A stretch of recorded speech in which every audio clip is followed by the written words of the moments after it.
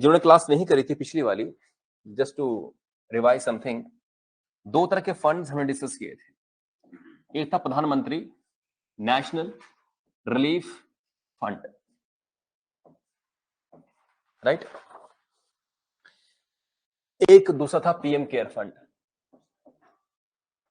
और in short अगर मैं अभी कहूं आपको तो इनके बारे में कुछ शॉर्ट में बातें ऐसे 1948 और ये वाला 2020। ये फंड क्यों क्रिएट किया गया था लोग? ये फंड क्रिएट क्यों किया गया था? हाँ जी, हाँ, नेहरू जी ने। तो इसका पर्पस था कि जो रिफ्यूजीज आ रहे हैं, आप जानते हैं जैसे देश का विभाजन हुआ ना, ऐसे ऐसे कह सकते हैं कि जो इमिग्रेंट थे,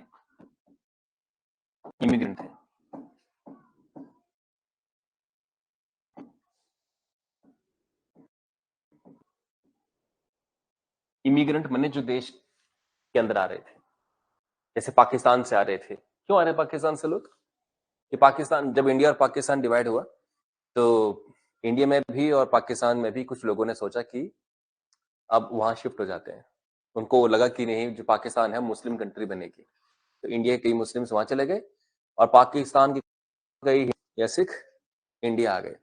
बट इसमें काफी मारकाट होती है और इस कारण से काफी लोगों को नुकसान पहुंचा था। अब ये तो आपने जान लिया कि क्या इसका पर्पस था। ये बनाया गया किसके लिए?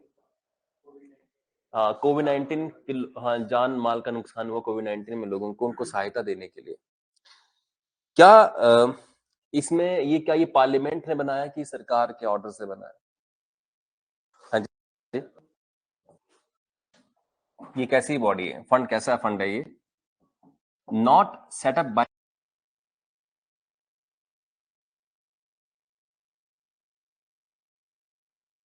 सेटअप बाय, तो संसद के द्वारा बनाया गया है, संसद के द्वारा नहीं बनाया गया है। Not set up by the parliament. तो बनाया किसने फिर? सरकार ने, गवर्नमेंट ने। तो माने जब तक सरकार चाहे तब तक इसे चलाएगी। जिस सरकार का मन हुआ कि भी बंद करना है इसे, बंद कर देगी। तो आपदा के समय सरकार आपसे अपील करती है कि नेशनल डिजास्टर रिलीफ फंड में पैसा डोनेट करिए। 100 रुपए करिए, 200 रुपए करिए, 500 रुपए करिए, 1000 रुपए, जो आपका समर्थ है। और कोविड-19 में प्रधानमंत्री मोदी ने एक और फंड क्रिएट कर दिया कोविड-19 के लिए, केयर फंड। इसका क्रिटिसिज्म भी हुआ कि जब ऑलरेडी डिजास्टर के लिए फंड पड़ा हुआ है एक तरह से, तो नया फंड बनाने की जरूरत क्यों है? क्या लोग इसी अकाउंट में पैसा नहीं ट्रांसफर कर सकते हैं? तो आपने नया फंड क्यों बनाया? और वैसे भी कोविड जो है वो तो 2 के साल के लिए रहा, इसके बाद कोविड तो खत्म हो गया लगभग। तो ये फंड की जरूरत क्या थी नया सा फंड बनाने के लिए, जो ऑलरेडी डिजास्टर्स के लिए ये फंड बना हुआ? ये सिर्फ उन इमिग्रेंट को या रिफ्यूजीज को सपोर्ट देने के लिए नहीं था। इसके बाद 1962 का वॉर हुआ, जो क्षति पहुंची, तब भी लोगों ने इसमें पैसा डाला, सरकार की मदद करी। अर्थक्वेक आए, सुनामी आई, तो भी लोगों ने पैसा कहां डाला है? पीएम नेशनल रिलीफ फंड के अंदर। तो जब देश में जो भी आपदा हुई है, अर्थक्वेक हुआ है, सुनामी आई है, कहीं बाढ़ आई हो, बिहार में चेन्नई के अंदर, चेन्नई में 15-17 में काफी बड़ी बाढ़ आई थी चेन्नई के अंदर, काफी नुकसान हुआ था, राइट। तो उसके लिए लोग यहाँ पैसा डालते हैं। तो ये नया फंड क्यों बनाया गया, पीएम केयर फंड?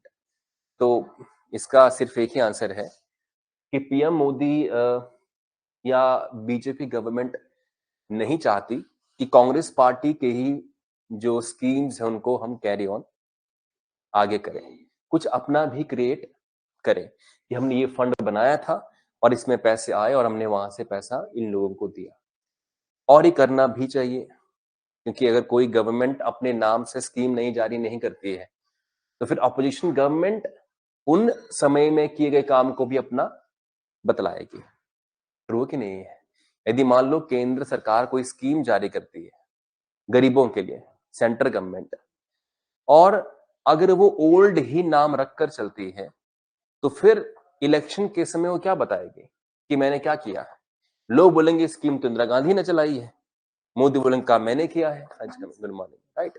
तो इस स्थिति में क्या लगता है कि क्या लोग समझ पाएंगे कि ये आपकी है कि उनकी स्कीम है? That is why Indira Gandhi आवास योजना, अपने स्कीम का नाम सुना है? फिर राजीव गांधी आवास योजना आ गई। राजीव गांधी चाह रहे थे कि मेरी मम्मी के नाम पर स्कीम है, मैं क्या बोलूंगा इलेक्शन में जाकर कि मैंने क्या किया है, तो उन्होंने राजीव गांधी आवास योजना कर दी। तो इस तरह से फिर बाकी सरकारों ने अपने नाम रखे अपने तरीके से। अब मोदी जी के समय उसी स्कीम का नाम क्या है? प्रधानमंत्री आवास योजना। सारा पैटर्न वही है, पैसा देना वैसे है, सारा काम वैसे ही होगा, स्कीम का नाम डिफरेंट कर दिया है। तो बस ये स्कीम का नाम डिफरेंट है, फंड का नाम डिफरेंट है, नेचर वही है कि भाई रिलीफ पहुंचाना लोगों को। पर स्पेशली किसके लिए? कोविड के लिए। तो अगर कोई देश में अर्थक्वेक आ जाए या सुनामी आ जाए तो फिर पैसा हम कहां डालेंगे? पीएम एनआरएफ के अंदर। ठीक है जी। क्या इसमें इन फंड्स के लिए बजट से कुछ पैसा इनमें डाला जाता है? क्या बजट से कुछ, व्हाट इज बजट? सरकार, केंद्र सरकार की हम बात कर रहे हैं ना, तो केंद्र सरकार के पास जो पैसा इकट्ठा होता है फ्रॉम टैक्सेस, फ्रॉम अर्निंग्स, जो भी फाइन वाइन डालना, जो भी है, स्पेक्ट्रम बेचना, 5G के 6G के स्पेक्ट्रम, जानते हैं स्पेक्ट्रम, ये वेवलेंथ वेव बैंड जानते हैं, जैसे हम यूज करते हैं 5G, तो ये जो कनेक्शंस हम यूज कर रहे हैं 5G के, सिग्नल किसके थ्रू आ रहा है? एयर के थ्रू ना, एयर के थ्रू, चाहे एयरटेल है, BSNL है, जियो है, ये एयर किसकी है? गवर्नमेंट ऑफ इंडिया की। तो गवर्नमेंट ऑफ इंडिया इसका भाड़ा लेगी आपसे, क्योंकि आप उनकी एयर यूज कर रहे हैं। इसको बोलते हैं spectrum, 5G spectrum, 2G spectrum, 3G spectrum, spectrum होते हैं। तो गवर्नमेंट इन लोगों से पैसा लेती, चार्ज करती है, तो स्पेक्ट्रम को बेचकर ये पैसा कमाती है। जैसे 5G का अब बिकने वाला है 6G, तो सरकार फिर पैसा कमाएगी उसके लिए, फिर उनसे पैसा, और लाखों करोड़ों रुपए का, लाख नहीं मतलब करोड़ों रुपए का, 50,000 करोड़, 30,000 करोड़, इतना अमाउंट लेती है सरकार उनसे। एक ये हो गया। अब इसके अलावा अगली बात क्या है कि कोयले की खदानें, उनका आवंटन करना हो तो भी क्या लेती है उनके ऊपर वो कमीशन? उनसे कोयला देगी ना, किसी कंपनी को, अडानी को कोयला देंगे, कोयले की खदान, तो उसे क्या लेती है सरकार? कमीशन लेती है। हाइड्रो प्लांट, पानी किसका है? देश का है ना पानी, तो इसे एनएचपीसी, इसे बिजली बनाता है, तो उसे कमीशन चार्ज करते हैं। वैसे भी सरकारी कंपनी ही है, कोई प्राइवेट कंपनी मान लो चांजू में है या तीसा में है या सुनगानी में कहीं कहीं और, जैसे भरमौर में हो, तो वो पानी से बिजली बना रही है।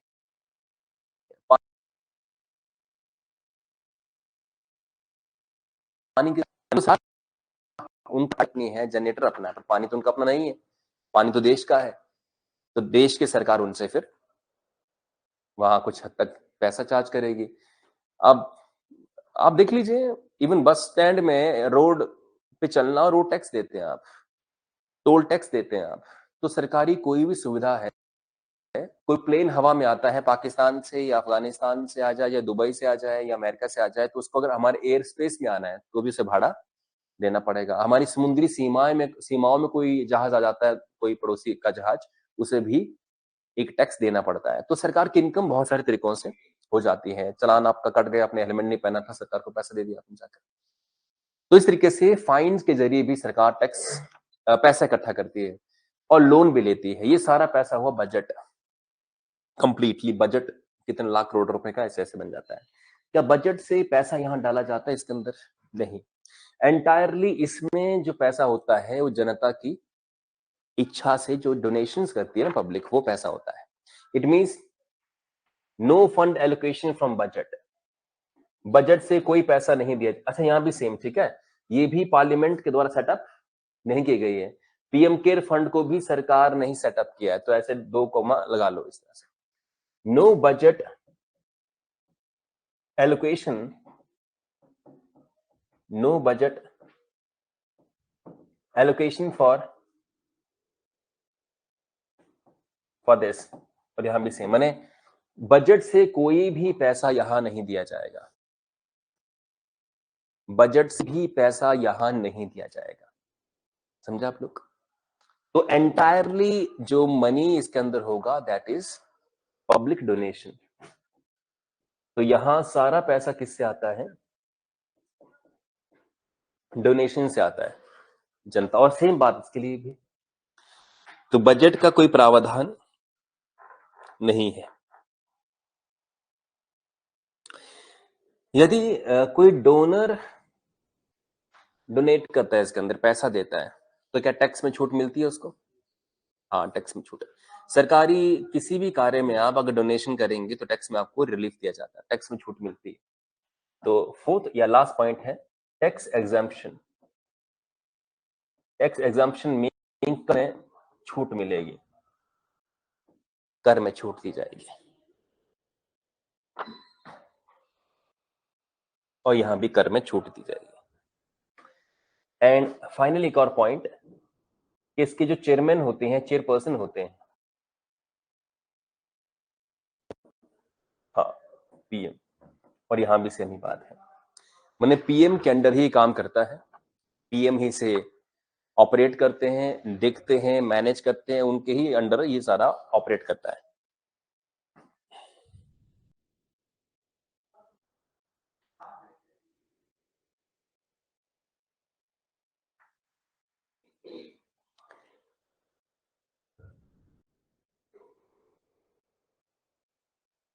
कुछ पॉइंट्स यहां से लिख लेते हैं, ये जानने के बाद सम की पॉइंट्स,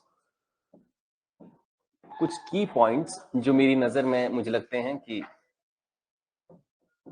एग्जाम में, अच्छे एग्जाम में आ सकता है। तो की पॉइंट में पहला पॉइंट है नेशनल डिफेंस, ऐसा लगा लो आप, national defence fund. National defence fund. तो नेशनल जो डिफेंस फंड है, ये 1962 में बनाया गया था, पर उसे फिर आगे इतना यूज नहीं किया गया है। 1962 में इंडियन आर्मी की एक पूरी हार हुई बदकिस्मती से, क्योंकि हमारी तैयारी प्रॉपर नहीं थी। हमारे पास दुनाली थी, जानते दुनाली क्या होती है? जिससे गांव में मुर्गे मारे जाते हैं नालियों के अंदर। चीनी कैसे मारेंगे वहां, चीनियों कैसे? उनके पास AK-47 थी, एनफील्ड राइफल पर उनके पास पड़ी हुई थी, स्ट्रॉन्ग स्ट्रॉन्ग। हमारे हथियार प्रॉपर नहीं थे, प्रॉपर हथियार हमारे पास थे ही नहीं थे, बंदूक चला रहे हैं, चल नहीं रही टाइम पर।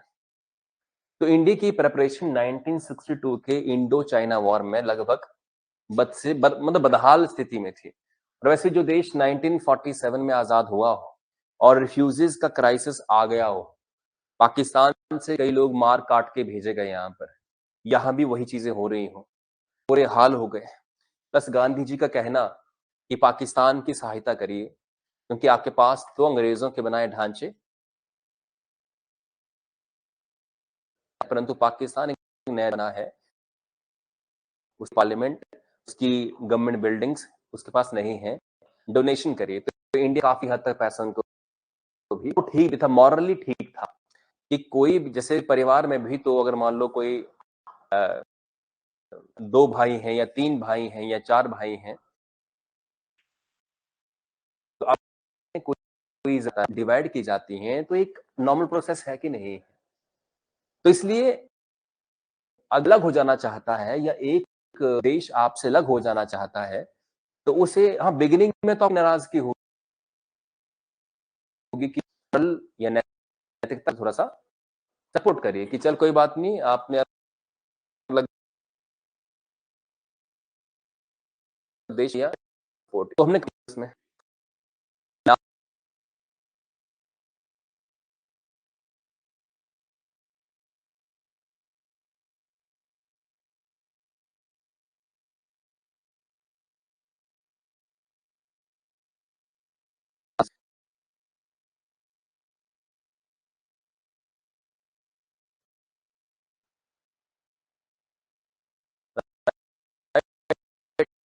हमने मैं करेंगे अपना काम करो, आपसे जो है वो यूं ही क्यों पंगा लेगा, और हम उसी ही सेटअप में थे, माइंड सेटअप में। एंड देन 1962 में चीन ने हम पर हमला कर दिया और सडनली हुआ सब कुछ ही, कोई हमारी तैयारी नहीं थी, आर्मी प्रिपेयर्ड नहीं थी, गवर्नमेंट प्रिपेयर्ड नहीं थी, चीन ने धोखा के साथ। और उस समय पे हुए थे कि हमारे जो जो फंसे हुए थे, हेल्प मांग रहे थे गवर्नमेंट से और अभी तक नहीं कर पा रही है। कम्युनिकेशन सिस्टम भी प्रॉपर नहीं था ना, साइंस एंड टेक इतनी डेवलप नहीं थी, तो कुछ लोग फंसे हुए, जैसे आज कहीं कोई फंस जाए आर्मी का जवान तो उसको ढूंढ निकालता है। टेक्नोलॉजी काफी, एयर टू एयर हम हेलीकॉप्टर लेके जा सकते हैं, तब इतनी टेक्नोलॉजी थी नहीं हमारे पास, फैसिलिटी थी नहीं। तो कुछ लोग फंस गए थे उधर अरुणाचल प्रदेश में, बुरे हाल थे उनको। तो बद से बदतर हालात एंड हमारी जो सेना के लोग हैं वो वहां से भाग कर आए थे बॉर्डर छोड़कर। इसी कारण से जो तिब्बत वाला इलाका है, वहाँ जो सियाचिन वाला, वहां पे काफी हद तक चीन ने अपना कब्जा कर लिया। जो अब जैसे हमारा जो मैप है इस तरह से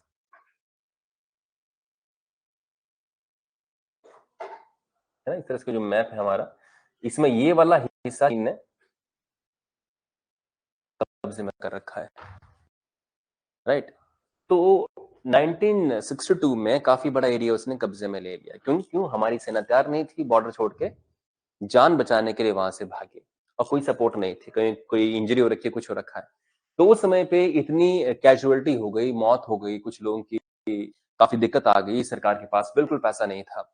तो तब सरकार चाह रही थी कि इस युद्ध को जो भी जैसा है अब डील करने के लिए पब्लिक इसमें डोनेशन करे। तो नेशनल डिफेंस फंड बनाया गया, तो पब्लिक ने उसमें पैसा डाला थोड़ा जो उसमें, के बाद फिर जो है वो आजकल काफी इजी ऑनलाइन तरीके से आप ऐसा कर सकते हैं। पर तब जो गांव गांव में मुहिम चल रही थी, कोई आदमी आ रहा सरकार के बीच में, थोड़ा पैसा आप चंदा दीजिए ताकि हम जो कैजुअलिटी हुई है, परिवारों को जो मारे गए हैं, उनके घर वालों को राहत पहुंचा सके। ये चीज थी। एंड आगे हम बात करें कि जो भी गवर्नमेंट को आप डोनेशन देते हैं वो कुछ किस कानून के तहत आती है। तो नेक्स्ट पॉइंट है नेशनल ट्रस्ट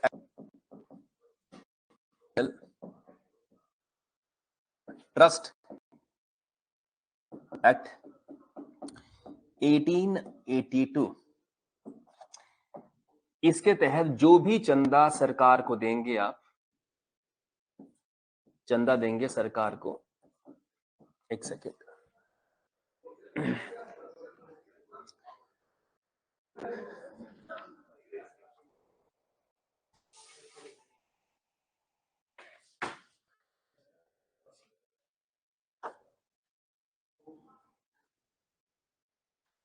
जो भी सरकार को आप चंदा देंगे, डोनेशन, वो इस कानून के तहत कंट्रोल की जाती है, जो भी डोनेशंस होती हैं, सही जी।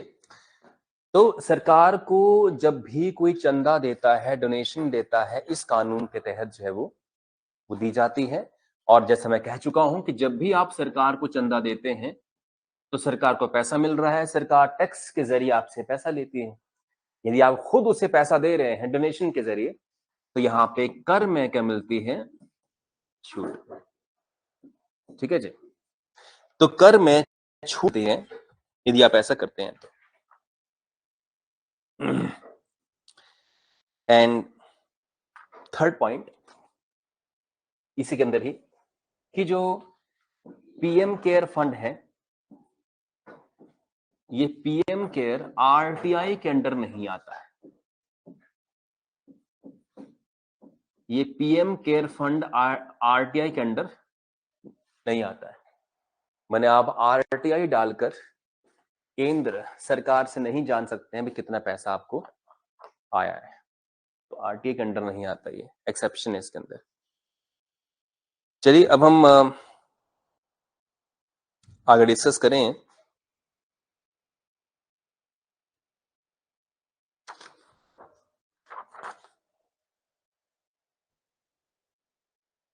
ठीक है,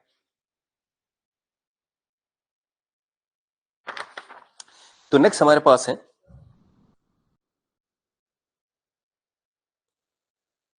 बजट के बारे में कुछ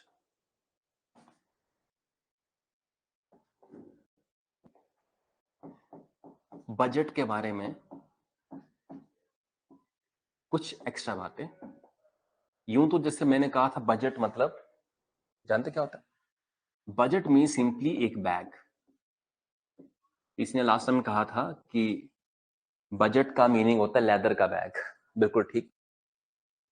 तो बजट मीन्स एक लेदर का बैग जो वित्त मंत्री लेकर आते हैं, सूटकेस टाइप, जब उनको बजट पेश करना होता है। उस सूटकेस में क्या होता है? उस सूटकेस में ब्यौरा होता है इस बात का, कमाई का और खर्च का। तो ये लेदर का, चमड़े का बैग होता है, लेदर का बैग है, चमड़े का बैग है, सूटकेस टाइप, और इसमें वित्त मंत्री लिखेगा। The finance minister used to carry this bag. वित्त मंत्री इस चमड़े के बैग को लेकर संसद में आते थे। The finance minister used to come with this bag in parliament. वित्त मंत्री इस लेदर के बैग को लेकर संसद में आया करते थे, चमड़े के बैग को लेकर आया करते थे। हाँ जी, हाँ वो घर पे रहते हैं। नहीं, अच्छा ये प्रथा चेंज हुई है। लेदर, चमड़ा, जैसे बताऊंगा इसके अंदर कि पहले आते थे, अब थोड़ा ट्रेंड चेंज हुआ है कि चमड़े का बैग नहीं यूज करना है। बही खाता मीन्स एक कपड़ा होता है। आप तहसील में जाएंगे या कहीं एसडीएम ऑफिस में जाएंगे, वहां पटवारी कानून को जो है वो कागज को ना एक कपड़े के साथ रैप करते हैं और फिर उसमें तनी लगी होती है, उसको बांध के लेके चलते हैं। देखा आपने? इवन पटवार खाने में या तहसील के अंदर सारे कागज का ढेर वैसे लगा होता है दीवारों के अंदर, वो सेल्फ बने होते हैं। तो उसमें फिर खोलते हैं कि अच्छा कोई कहीं कभी कोई भी डॉक्यूमेंटेशन है वो उसमें ऐसे सेफ रखा होता है। तो इंडिया में एक लंबे समय से कागज को ऐसे तरीके से ही लाने का रिवाज था। कोई डॉक्यूमेंट है तो उसमें एक कपड़े से उससे बांधा और उसकी जो भी तनी है उसको बांध दिया और लेकर आ गए। ये चमड़े के बैग के अंदर लाना, ये वेस्टर्न कल्चर है।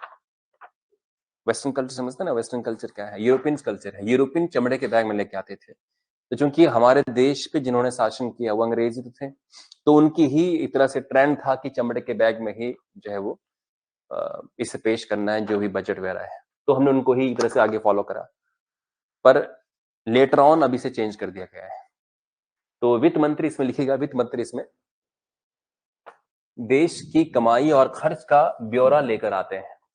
The finance minister carry the information about the income and expenditure.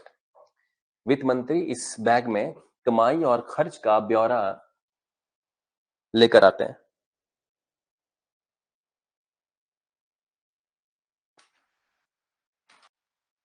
अगली बात जो है वो काफी इंपॉर्टेंट, 2019 में अब इस सूटकेस को बंद कर दिया गया और शुरू हुआ बही खाता कल्चर। बही खाता हो रहा है।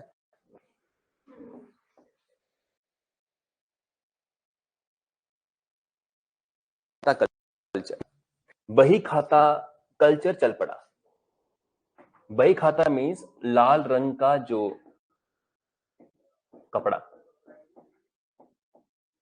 लाल रंग का कपड़ा, उस कपड़े में बांधकर वो सारे कागज लेके आएंगे वित्त मंत्री, ना एक लेदर के सूटकेस में। तो 2019 में बही खाता शुरू हो गया। अब वित्त मंत्री लाल रंग के कपड़े में कागज को बांध कर लेके आएंगे और जो ट्रेंड था वेस्ट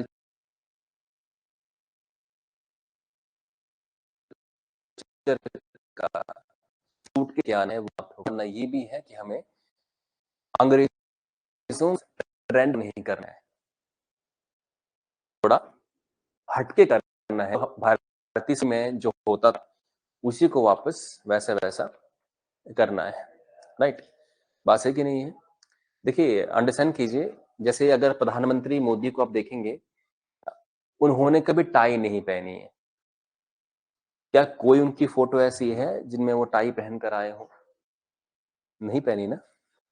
एक मेरे को फोटो दिखा देना जहां उन्होंने टाई पहनी हो। नहीं पहनते। रीजन क्या है? जिस विश्व को बिलोंग करते हैं, बीजेपी का मानना है कि स्वदेशी या जो भी हमारा भारतीय कल्चर था उसको फॉलो करना है। और टाई वाई पहनना कल्चर कहाँ का है? वेस्टर्न कंट्रीज का है। टाई पहन, हम उनको कॉपी क्यों करें जस्ट बिकॉज कि हम वो इन्होंने यहाँ शासन किया, उन्होंने यहाँ पे स्थापित जो भी चीजें हैं तो उन्होंने कॉपी नहीं करना चाहिए, ये उनका कहना है। और वैसे भी अगर आप हिंदुस्तान को देखें ना तो इंडिया जो है वो ठंड में तो टाई की जरूरत है यहाँ पर, ताकि यहाँ से ठंड आती है अंदर में, बिहारी वो बांध लेता पूरा, क्लोज हो जाता। पर नॉर्मल आदमी का बटन खुला है तो उसे अगर ये बंद बटन करेंगे हम तो क्या हो जाएगा, अजीब लगेगा ना बंदा। तो इसलिए टाई पहनने का, टाई सर्दी में ठीक है पर गर्मी में बुरे हाल है, पसीना आ रहा है और फिर ये पूरा बटन बंद है, टाई पहनी हुई है, तो भी जस्ट टू कॉपी समबडी हम टाई पहनकर चले हैं। यूरोपियन देशों में तो 12 के 12 महीने ठंड होती है, तो उनका ड्रेस ऐसा था कि बटन ये बंद रहना चाहिए, टाई हो, हवा अंदर ना आने पाए। हमारा कल्चर धोती वाला, हवा अंदर आनी चाहिए, राइट। उस देश में हम टाई पहन रहे हैं जस्ट टू कॉपी समबडी कि हम उसमें अच्छा दिखते हैं।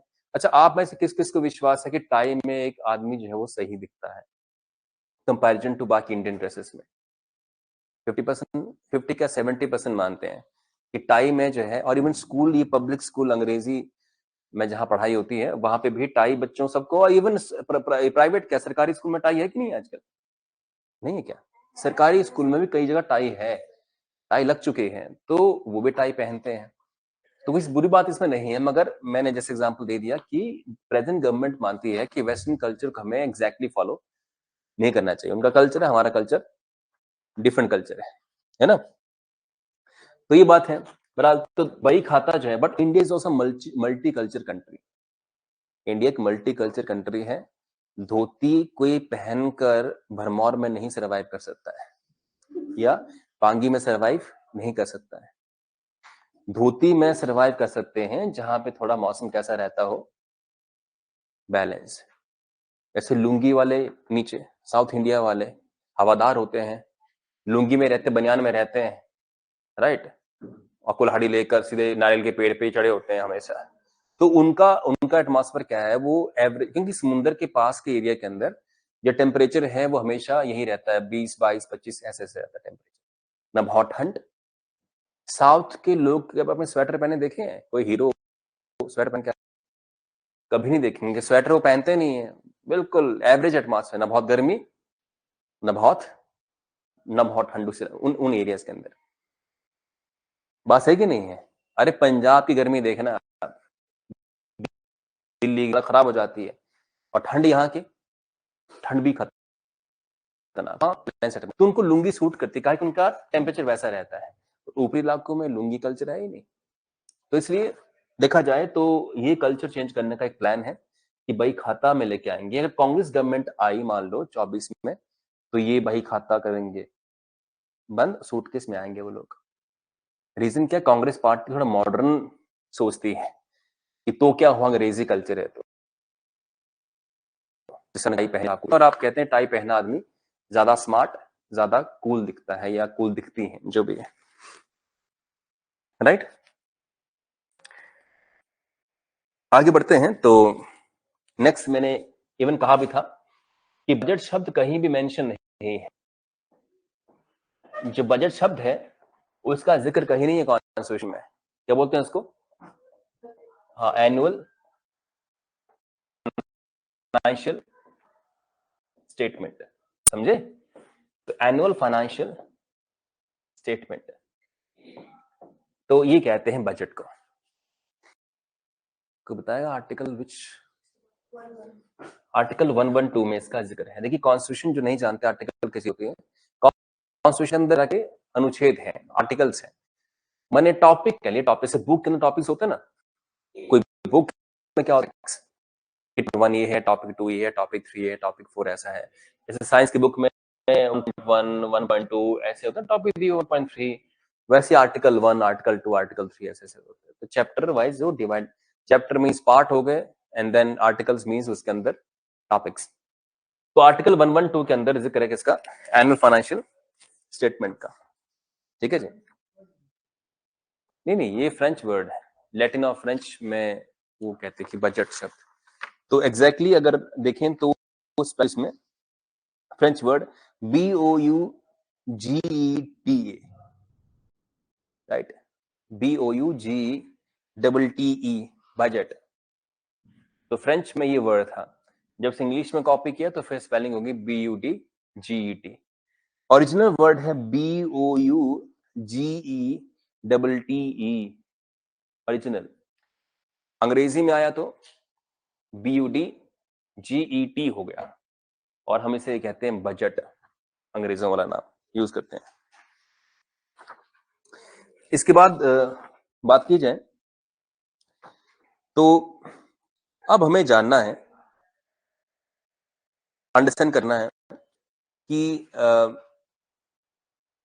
पॉपुलिस्ट अनाउंसमेंट क्या होती है। What do you mean populist announcement, आइए जानते हैं। तो अब हमारा टॉपिक होगा कीवर्ड।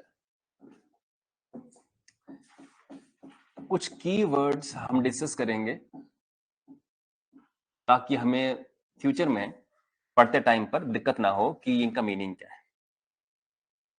पहला पॉपुलिस्ट, पॉपुलिस्ट अनाउंसमेंट, लुभावनी घोषणाएं। पॉपुलिस्ट अनाउंसमेंट माने लुभावनी घोषणाएं। आप नाम से समझ गए होंगे कि लुभावनी घोषणाएं मीन्स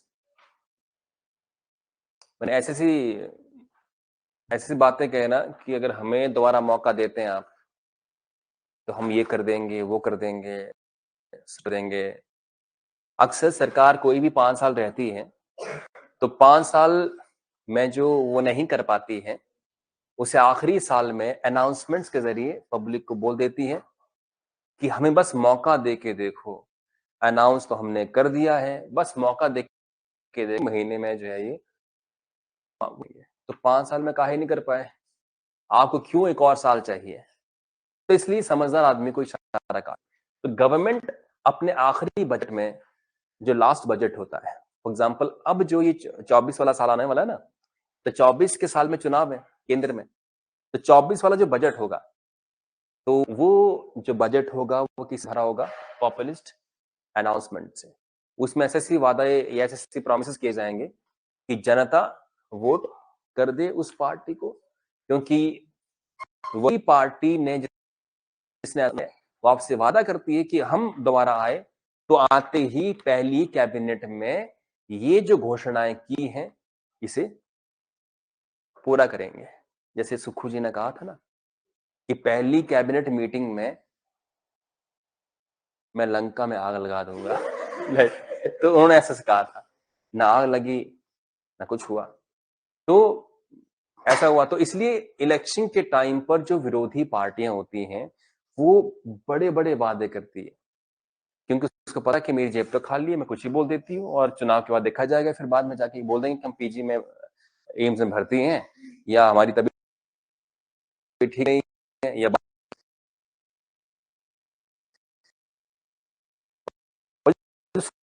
सरकार है और हम करने के माने से कहते अनाउंसमेंट बजट में सरकार अनाउंस कर देती है। तो जरा लिखिएगा, कोई भी सरकार, any government in its last budget, कोई भी सरकार अपने आखिरी बजट में, any government in its last budget announces some popular schemes, अपने आखिरी बजट में कुछ लुभावनी योजनाओं की घोषणा कर देती है। कुछ लुभावनी योजनाओं की घोषणा कर देती है।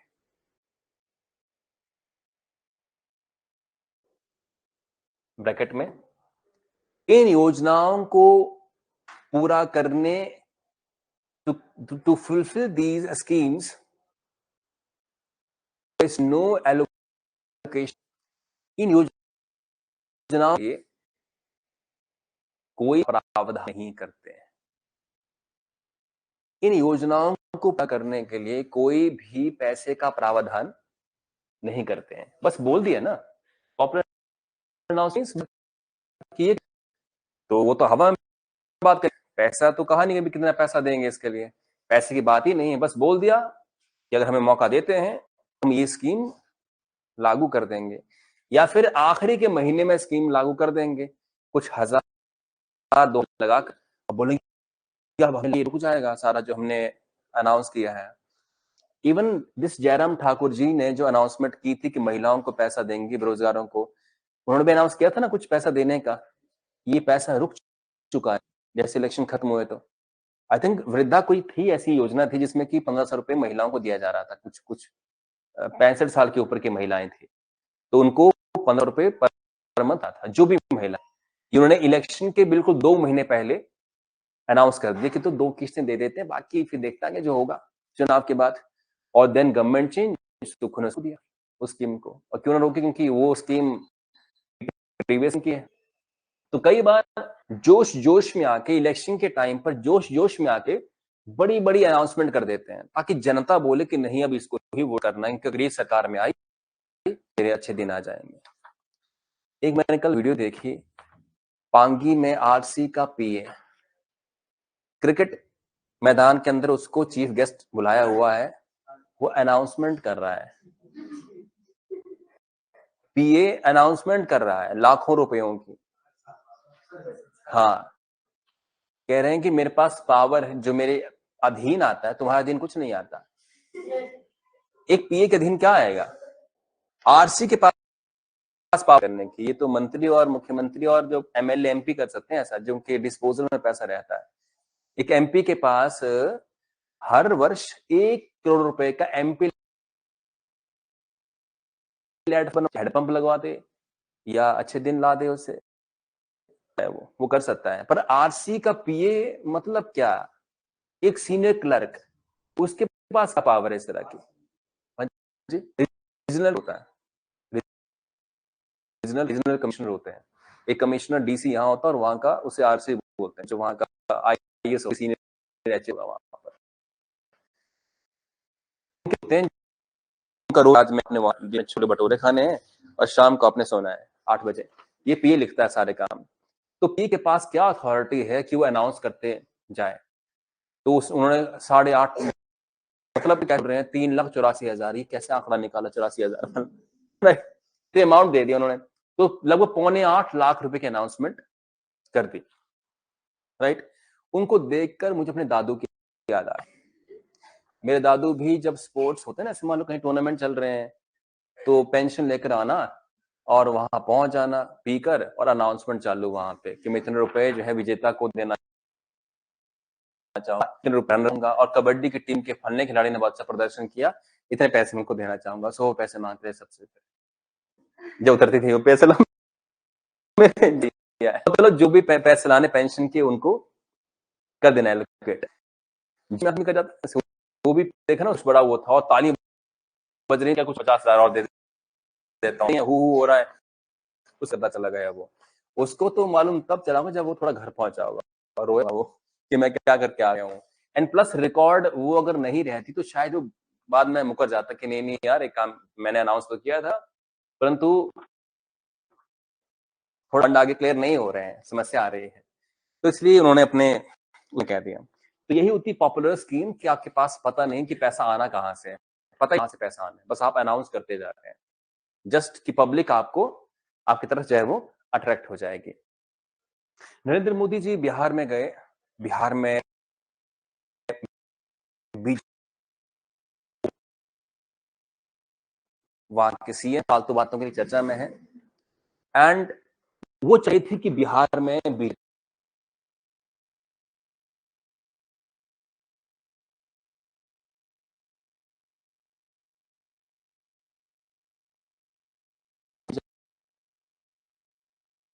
अनाउंस करना चाहते हो। वीडियो देखना हो कैसे बोल रहे हैं कि कितना पैसा दूं, 50,000 करोड़ दूं क्या?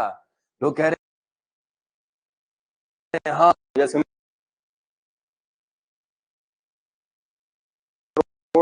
बने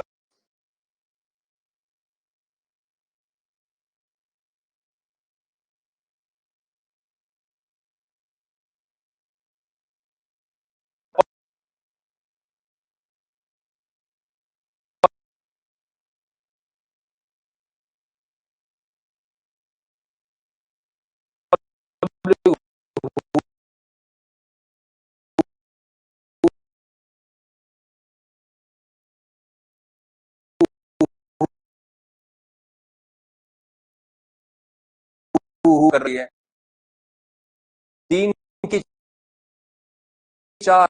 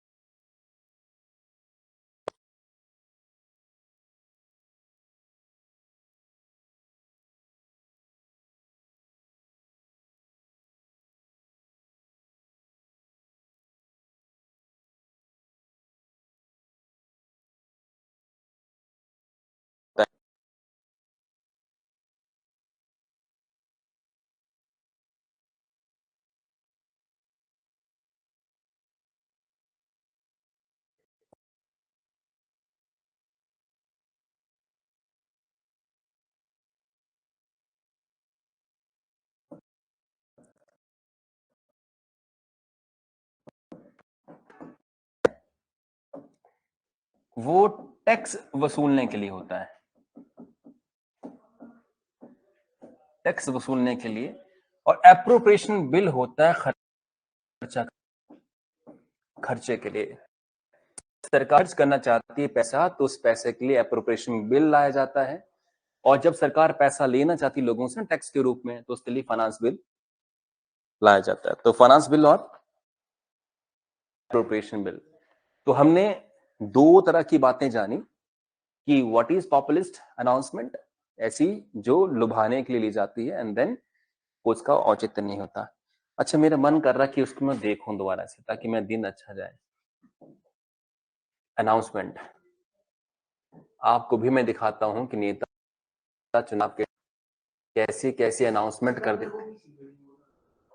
नहीं, अच्छा वो तो मेरे नहीं है, इस सिकंदर को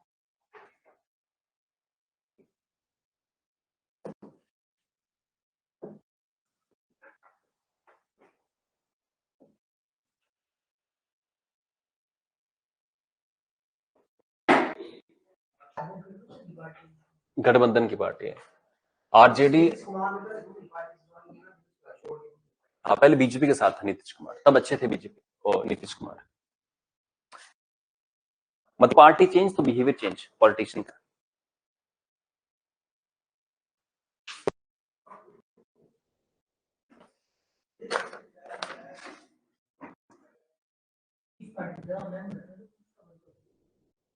जिस पार्टी का ना ना, ऐसा भी नहीं है। गठबंधन में जो भी आप कहें कि आप बन जाओ, तो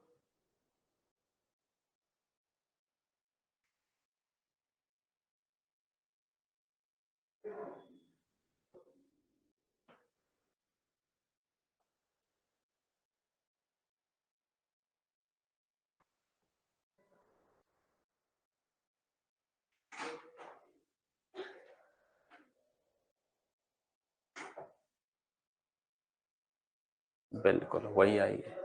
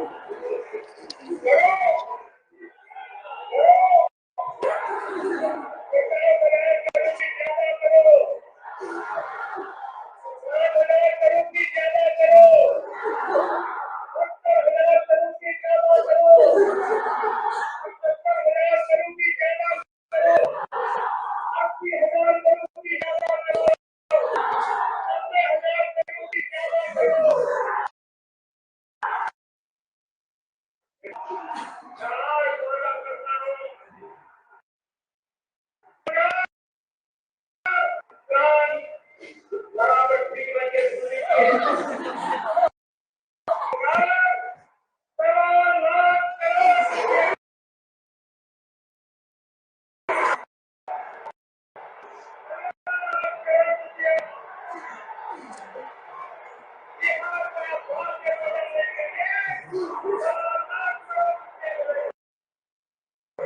लाख करोड़ के पैकेज देखा आपने, इसे स्कीम या अनाउंसमेंट जिसमें कौन सी स्कीम होगी, प्लानिंग क्या है, पैसा कहां से आएगा, और सारे ऐसा ही करते हैं। ये इनकी बात नहीं है पीएम मोदी की, सभी ऐसा करते हैं। पॉलिटिक्स में कंपटीशन इस बात का है कि कौन कितने कितने अच्छे तरीके से किस वेव को बना सकता है और पता ना चले लोगों को, राइट। अब यही काम अगर राहुल गांधी आते कि मैं इतने अनाउंस कर, हम ये करेंगे वो, तो उनकी उसमें शायद बात नहीं होती। उन्होंने भी कहा था कि हम हर किसान को 1 साल में 70,000 रुपए देंगे। कैन यू इमेजिन, 70,000 रुपए 1 साल के अंदर? तो झूठ बोल रहा है, पकड़े गए ना। तो ऐसा कोई नेता हो जो जब अनाउंस करे तो लोगों को लगे नहीं कर देगा, ये कर देगा ये अनाउंस, बात है भाई इसमें। देखो अगर मोदी की आप बॉडी लैंग्वेज देखें, लग रहा है कि कहीं झूठ बोल रहे हैं या कुछ ऐसा हो रहा होगा, तो लोग कन्विंस हो जाते हैं नहीं पक्का करके देगा, जहां से भी लाएगा ये तो कर देंगे। एक बार मैं दिल्ली में किसी ट्रेन में था और मतलब कैन यू इमेजिन लोगों की सोच क्या होती है। तो उसने वो आपस में डिबेट कर रहे हैं, पॉलिटिकल डिबेट है। तो एक बीजेपी का और एक कांग्रेस का है, और बीजेपी वाला कह रहा है कि इंडिया जो है वो अमेरिका को पीछे छोड़ गया है, इंडिया अमेरिका को पीछे छोड़ गया है, बोलता लाओ यहां से मोदी को और वहां से ले आओ, जो तब ये बराक ओबामा था, बराक ओबामा कहते उठा के पटक देगा उसको मोदी।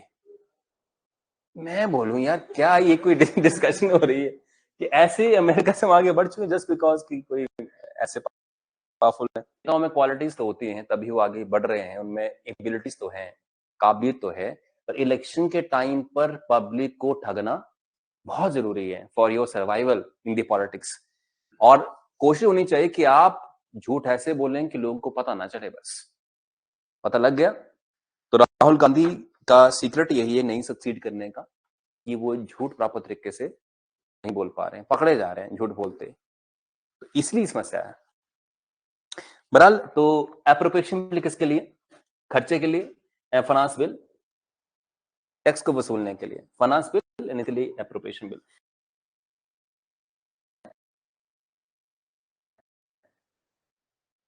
और पैसा खर्च करना है, पैसा करना है उसके तो एनमेंट के बारे में तो हम आर्टिकल 112 तो कह चुके हैं, राइट।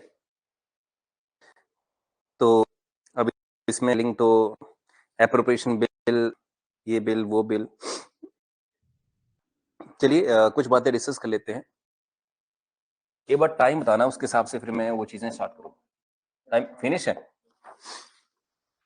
तो एक पूरा टेबल है जिस टेबल के अंदर annual financial statement, appropriation bill और फाइनेंस बिल, इनके बारे में लिखा हुआ है कि फाइनेंस बिल का प्रोसीजर क्या है, कैसे कैसे बजट पेश होता है, फिर में कैसे आती हैं। देखो बजट पे एक क्वेश्चन एग्जाम में तो पक्का आएगा, ये तो तय है, राइट। तो बजट डिटेलिंग में पता होना चाहिए, ठीक है जी।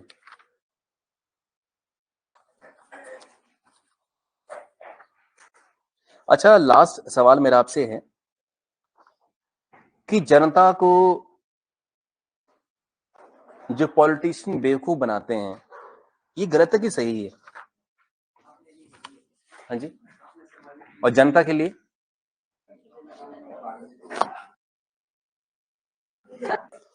एक्चुअली नियम दुनिया का यही है कि कोई भी अपना सामान या माल बेचते हैं ना, वो सब ऐसे ही बेचते हैं। पॉलिटिक्स को हम टारगेट करते हैं, मेंटॉस दिमाग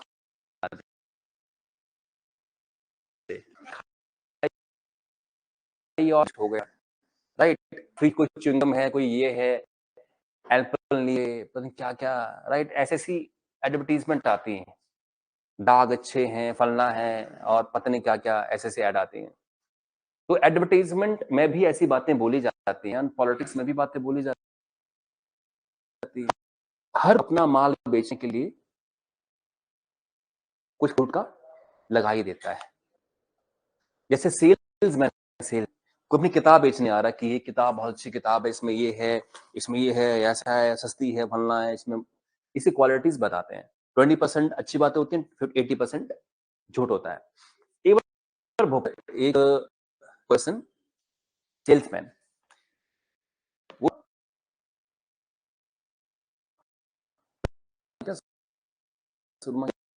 आंखों के लिए वो, तो उसने इसके अंदर अनाउंसमेंट की, आते सीधे उसका हिटिंग पॉइंट क्या था कि क्या किसी अंग्रेज को अंधा देखा है? भोपाल के लोग बोले अंग्रेज को अंधा तो नहीं देखा है। तो लोगों का क्यों क्यों आप ऐसा बोल रहे हो? तो उसने कहा क्योंकि अंग्रेज मेरा सूरमा यूज करते हैं, इसलिए अंधे नहीं है। और उसने वो सारा सूरमा उनको बेच दिया। भोपाली समझ नहीं पाए कि एक अंधा घूम वहां रहेगा ना, जो घूमते देख सके वहां के अंधा सेल्स बसों के यहाँ इतनी चीजों को एग्जैजरेशन करते हैं, और पॉलिटिक्स में बेचने के आइडिया बेचने के लिए आप कभी भी, खैर आप कभी भी